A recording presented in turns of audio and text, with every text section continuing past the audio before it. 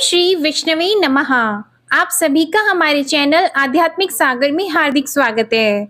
आषाढ़ मास के कृष्ण पक्ष की एकादशी को भगवान नारायण की पूजा आराधना की जाती है। श्री नारायण भगवान विष्णु का ही एक नाम है, अतः अन्य एकादशियों के समान ही भगवान विष्णु अथवा उनकी लक्ष्मी नारायण रूप की पूजा आराधना करें और दान आदि की क्रियाएं पूर्ण करें। इस एकादशी का व्रत करने से संपूर्ण पापों का क्षय होता है और पीपल का पेड़ काटने जैसे पाप तक से मुक्ति मिल जाती है।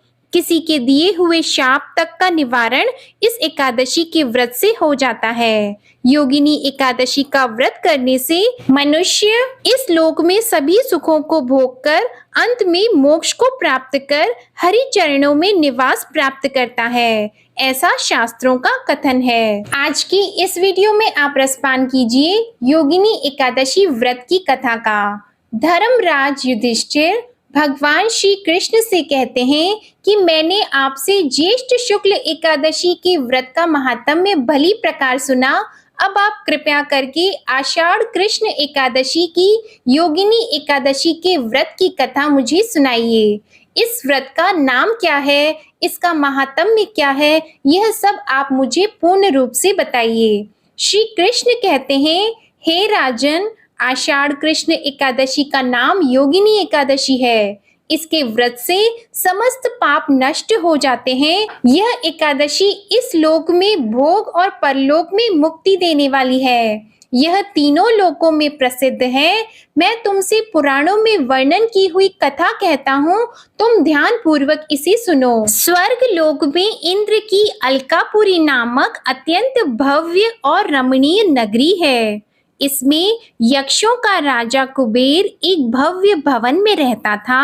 कुबेर प्रबल शिव भक्त था और प्रतिदिन प्रातःकाल शिव जी की पूजा आराधना किया करता था। हेम नामक का एक माली प्रतिदिन पूजा के लिए मानसरोवर से फूल लाकर कुबेर यहाँ पहुंचाया करता था। हेम माली की पत्नी का नाम विशालाक्षी था। अप्सराओं के समान सुंदर, अत्यंत गुणवती और महान पतिव्रता थी हेममाली की पत्नी विशालाक्षी।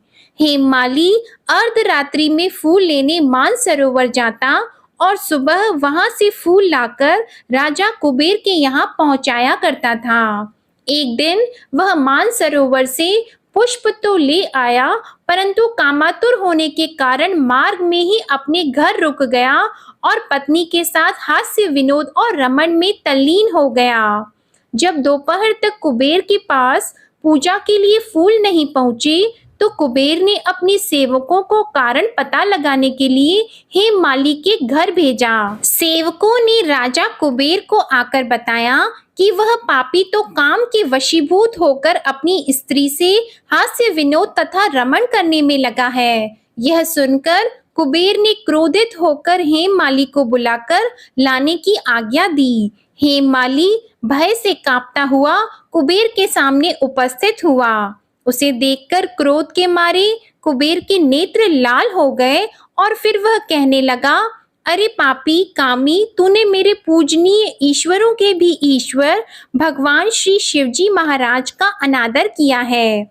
इसलिए मैं तुझे शाप देता हूँ कि तू स्त्री का वियोग सहेगा और मृत्यु लोक में जाकर कोढ़ी होगा। कुबेर के शाप के कारण वह माली स्वर्ग से पृथ्वी पर जा गिरा और उसी क्षण कोढ़ी हो गया। मृत्यु लोक में आकर हेममाली ने घोर कष्ट भोगे।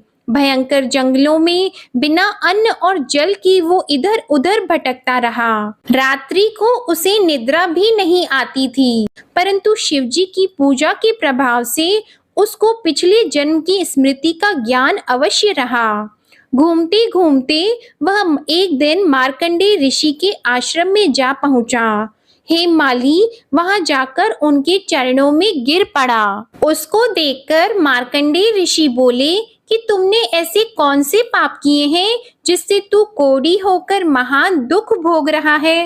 हेममाली बोला, हे मुनि, कुबेर का सेवक हूँ। मैं राजा की पूजा के लिए प्रतिदिन पुष्प लाया करता था। एक दिन अपनी स्त्री के साथ विहार करते करते देर हो गई और दोपहर तक पुष्प लेकर मैं नहीं पहुंचा तो उन्होंने मुझको शाप दिया कि तू अपनी स्त्री का वियोग सहते हुए मृत्यु लोक में जाकर कोढ़ी बनकर दुख भोगेगा।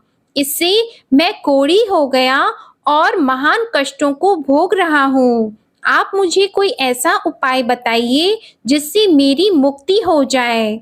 हेममाली की यह व्यथा सुनकर ऋषि बोले, तूने मेरे सम्मुख सत्य वचन कहे हैं, इसलिए मैं तेरे उद्धार के लिए एक व्रत बताता हूँ। यदि तू आषाढ़ मास के कृष्ण पक्ष की योगिनी नामक एकादशी का व्रत विधि पूर्वक करेगा तो तेरे समस्त पाप नष्ट हो जाएंगे। इस पर हेममाली बहुत प्रसन्न हुआ और मुनि के वचनों के अनुसार ही योगिनी एकादशी का विधि पूर्वक व्रत किया। इस व्रत के प्रभाव से वह अपने पुराने रूप में आ गया और अलकापुरी पहुंचकर अपनी स्त्री के साथ आनंद पूर्वक रहने लगा। हे राजन, इस योगिनी एकादशी की कथा पढ़ने अथवा सुनने का फल ही 88 सहस्त्र ब्राह्मणों के भोजन कराने के बराबर है, जबकि इसका व्रत करने पर तो समस्त पाप दूर होकर अंत में स्वर्ग की प्राप्ति होती है। तो यह थी योगिनी एकादशी के व्रत की कथा। ओम नमो भगवते वासुदेवाय नमः। उम्मीद है आपको यह कथा पसंद आई होगी। अगर पसंद आई हो तो वीडियो को लाइक करके चैनल को सब्सक्राइब करके कमेंट सेक्शन में भगवान विष्णु की जय लिखना मत भूलिएगा। धन्यवाद।